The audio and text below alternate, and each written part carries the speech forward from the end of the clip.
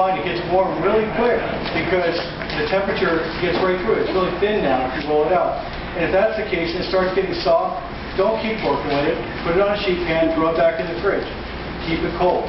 Remember, that's butter you're working with, and if that butter gets above 80 degrees, it'll start to melt. 80 degrees, it'll actually turn to liquid. So we don't want that happening. We don't want turning too soft because the dough layers will then start to stick together, and then we'll lose a lot of our potential leavening. So we have to make sure that we keep it hard. In order to do that, just keep it cold, and don't worry if it seems like it's going to be awful difficult to work with because it's so hard. It really isn't that bad to work with.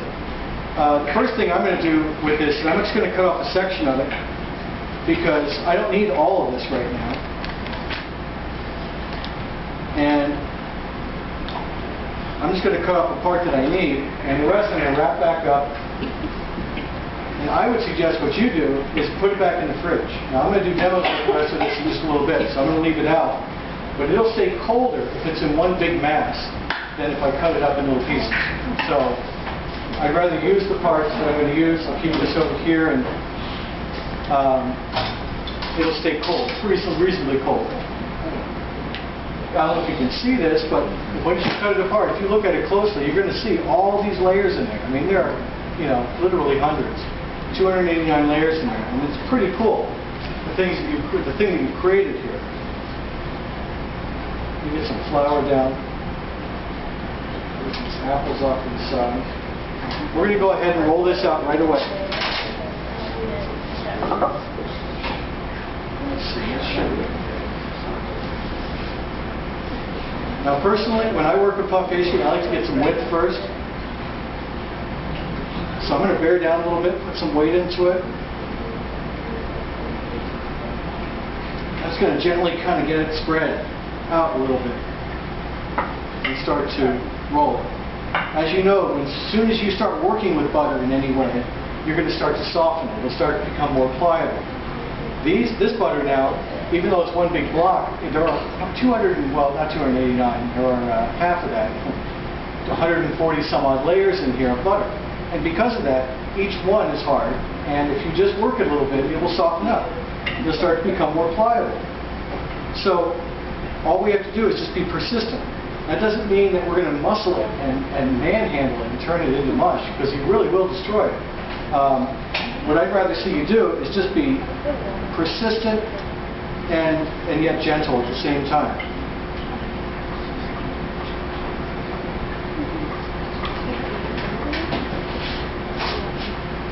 It's like getting, anything that's stubborn. Like working with a mule. If a mule decides to sit down and you don't want to sit down, but mules do this, they're stubborn. What do? You get persistent and yet gentle. They do not like to be forced, so you just kind of get persistent, and the mule will eventually do what you want it to do. Especially if you have patience. But most of us lose patience. I'm trying to get it down to about 1/8 of an inch.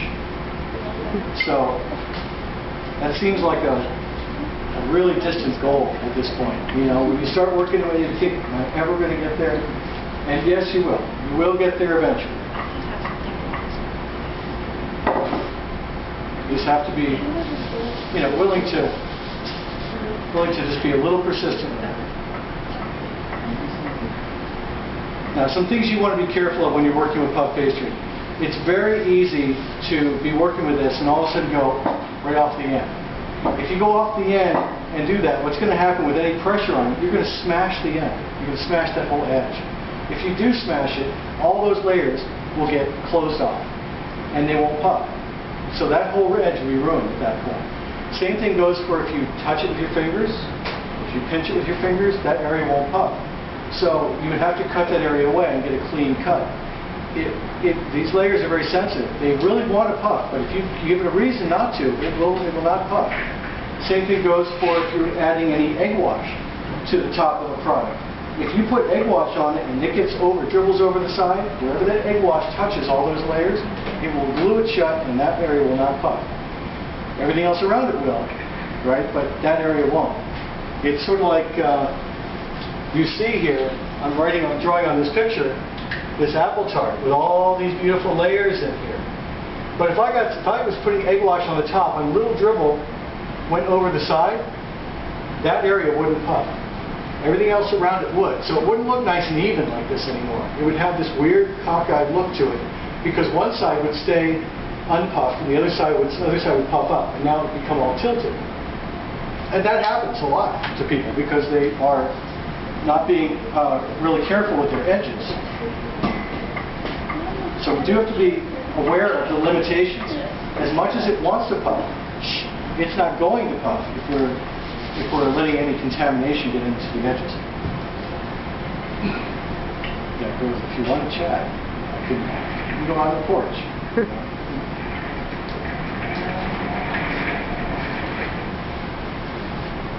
All right, so we're getting there.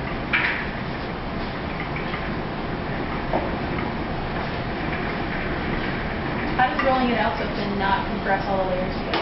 It does. It actually does compress them all together. But in order to work with it, in order to bake it properly, we want it to be thin enough so that it actually will puff. That would allow, having it done to 1/8 of an inch allows the heat to get through it fast enough so that all the heat, all the puff pastry, all 289 layers get heated enough to actually get the water going and get the steam generated. If it was too thick, I'm afraid that the center would still remain gummy while the outside is trying to puff. And if that happens, the outside might puff and then the inside would be insulated from the heat, leaving you a gummy center. And that's what we're really trying to prevent, is allowing it to fully bake all the way through. And starting off with a thin layer is going to help us do that. So we're getting down there now, down about 1/8 of an inch. And remember how big the piece size I started with was. I mean, it wasn't that big. It was only, about the size of a small brick. And now it's like this big, long, 26, 28-inch long piece. I'm going to go ahead and make an apple tart out of this, I think.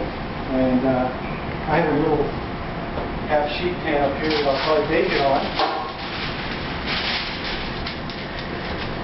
So I'll set that over here and kind of get that set up so I have it ready for when I need to bake it. To make an apple tart, we're going to make a few parts of it. This is the one project I'd like you to make. I'd like everybody to try to make. And